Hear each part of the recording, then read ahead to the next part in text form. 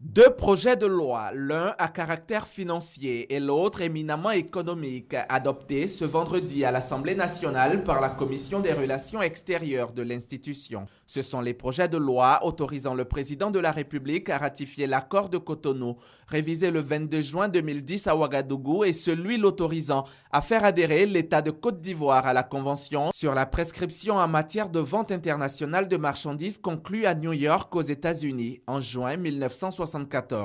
Venu les défendre au Parlement, Charles Dibi Kofi, le ministre d'État, ministre des Affaires étrangères, repart satisfait. Il s'agissait de la convention qui institue le 11e FED au profit de notre pays, et sa ratification va permettre justement la mise en œuvre de ce 11e FED qui nous procure un appui financier d'environ 190 milliards de francs CFA sur une période allant jusqu'en 2014.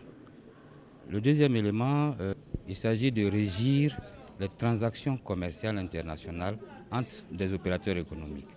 C'est-à-dire faire en sorte que nous ayons, si vous voulez, la même compréhension de la prescription d'un accord signé, et cela participe de l'amélioration du climat des affaires que nous voulons dans notre pays et qui est suivi de très près par le président de la République. Et je me réjouis de la bonne compréhension de nos députés qui ont voté massivement ces deux projets de loi. La prescription extinctive est le fait par le titulaire d'un droit de le perdre du fait de son inaction prolongée.